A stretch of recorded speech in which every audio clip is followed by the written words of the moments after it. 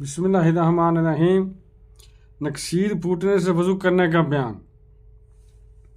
حضرت نافع کا بیان ہے کہ حضرت عبداللہ بن عمر رضی اللہ عنہ کی جب نکسیر پھوٹتی تو وہ نماز سے پھر جاتے، وضو کرتے اور کوئی بات نہ کرتے، پھر اپنی جگہ پر آ جاتے اور پڑھی ہوئی نماز پر بنا کرتے۔ یعنی اگر اسی طرح کسی سے بات نہیں کرتے، جو نماز پہلے پڑھی ہوئی تھی وہ ویسے نہیں تو اس سے آگے نماز شروع کرتے۔ حضرت عبداللہ بن قصیت رضی اللہ عنہ کا بیان ہے کہ انہوں نے حضرت سعید بن مسیب رضی اللہ عنہ کو دیکھا کہ نماز کی حالت میں ایک نکسیر پھوٹی۔ وہ ام المؤمنین زوجہ رسول اللہ صلی اللہ علیہ وسلم ام سلمہ کے گھر آئے، ان کے پاس پانی پیش کیا گیا تو انہوں نے وضو کیا، پھر اپنی جگہ واپس آ گئے اور اپنی پڑھی ہوئی نماز پر بنا کر لی۔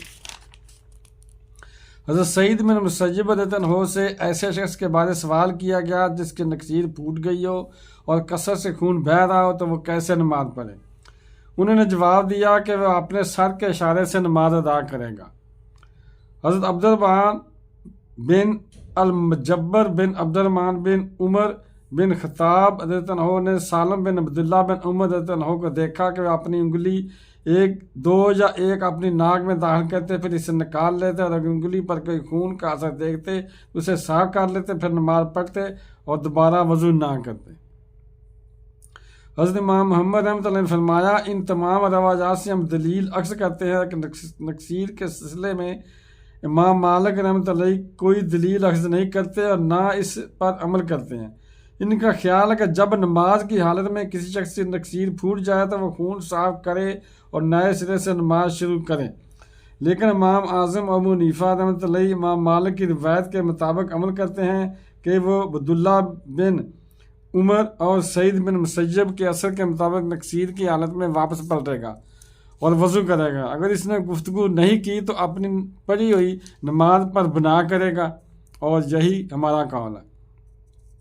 اگر نماز کی حالت میں نکسیر کا خون کثیر مقدار میں بہہ رہا تو اگر خون میں اضافے ہونے کا خوف نہ ہو تو اپنے سر کے اشارے سے نماز پڑھے۔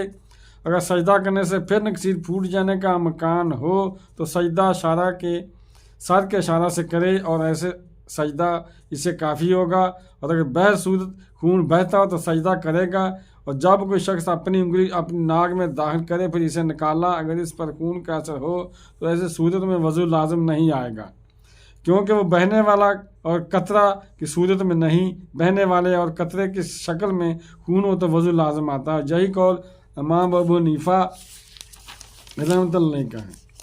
یعنی تشریح میں بیان کیا کہ نکسیر پھوٹنے کے بارے امام اعظم ابو حنیفہ رحمۃ اللہ کا موقف یہ ہے کہ اس سے وضو فاسد ہو جاتا ہے، یعنی ٹوٹ جاتا ہے۔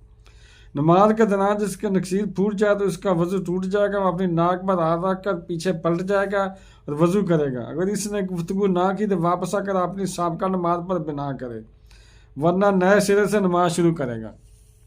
بعد میں سجدہ کرنے کی صورت میں دوبارہ نکسیر پھوٹ جانے کا اندیشہ ہو تو سر کے اشارے سے سجدہ کرے۔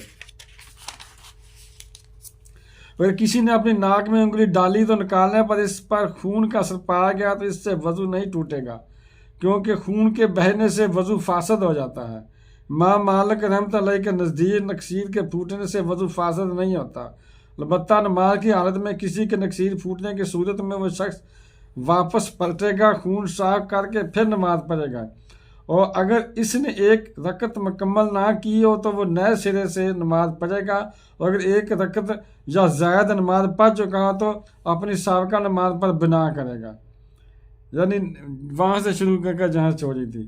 امام حضرت حسن بصری اور ایک قول کے مطابق امام شافعی کے نزدیک بنا درست نہیں ہوگی۔ دوستوں 3-4 جسے بیان کر دیں، اسے آپ خود اندازہ لگا سکتے ہیں۔ دوستوں اگر ویڈیو اچھی لگی ہے تو چینل کو سبسکرائب کر دیں اور بیل کو آل پر کر دیں۔ تو ملتے ہیں اگلی ویڈیو میں انشاءاللہ۔ السلام علیکم، خدا حافظ۔